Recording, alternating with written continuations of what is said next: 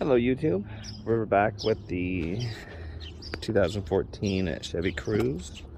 This thing is a 1.44 cylinder, and we're going to be doing the, the thermostat, radiator thermostat.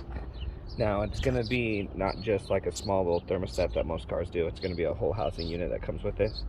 We're going to loosen up this and this, and we're going to remove this, and then we're going to probably remove this. We probably won't need to, but I'm just going to double check it once we get things out of the way. And what we're looking at right now, if you can't see it, is this guy right here.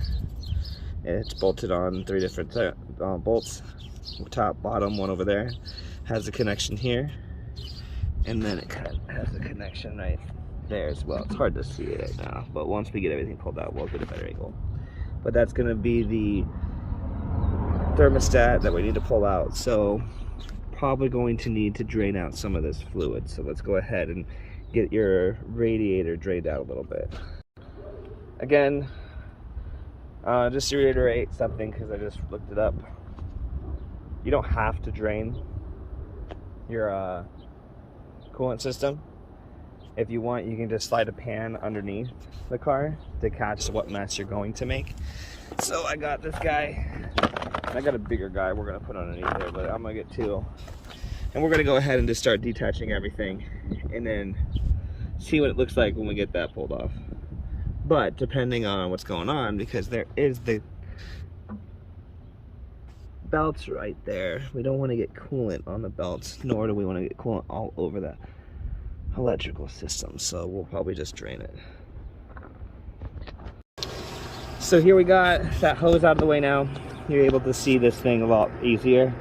We're going to go ahead and pull this off. We'll pull this off.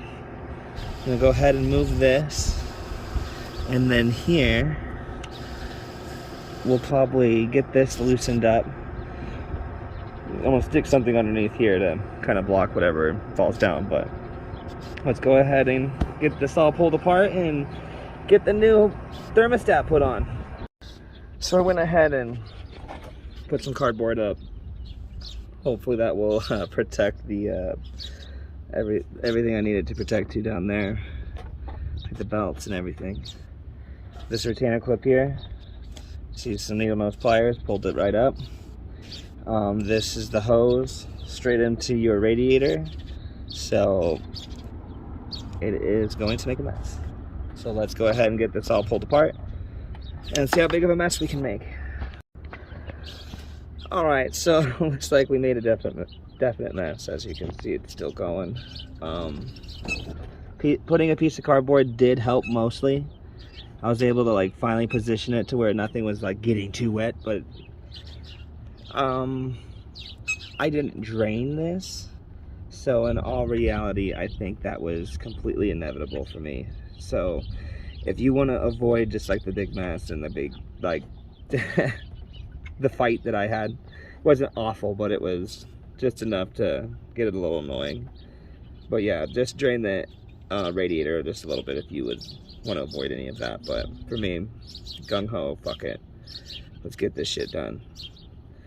Alright, so with that finally starting to stop dripping a little bit, we're going to get these bolts all taken off. We got one here, and there's one on this side, and then one on the bottom on the other side as well. And then once that's off, there's like I think there's a new gasket with the new one and everything. We'll just get this all pulled straight off. There's also a hose on this side too. You'll see that little silver clamp. We need to take that off as well. So let's go ahead and get this all finished up. All right, so bolts are removed, and now we're going to see where it's connected still on the hose, but I have it unclamped. The old gasket here. Let's go ahead and just take this and see if we can't just pull this out. Hold on. We're gonna pause this because I need 2 hands to make sure I don't rip this hose up. So we got that piece out right here, and what I was having trouble with is it was stuck, because sometimes with these rubber hoses and tubings and stuff, after time they kind of sealed together. So what I did is I just took like a simple pick like this. You can always use like different types of objects, but the plan is you want to get it under there and try to like wedge it up just a little bit on all the sides, so you can try twisting it while you're holding the whole piece. That way you don't rip up the tubing or cause like a leak somewhere that's just unneeded, you know? So now that that piece is off, let's go ahead and get the new gasket and new thing set up. And then that's gonna be pretty much how you do it. Just do the assembly backwards to put it back on, and you're all set. Thank you, and subscribe for more videos on different cars and all sorts of fucking work. So let's go.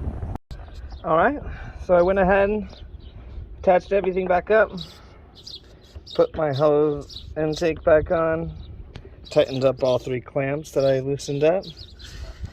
And now from here, I'm gonna go ahead and put radiator fluid back inside of the car, up in here, and start her up and see how she works. And that's gonna be how you do your thermostat.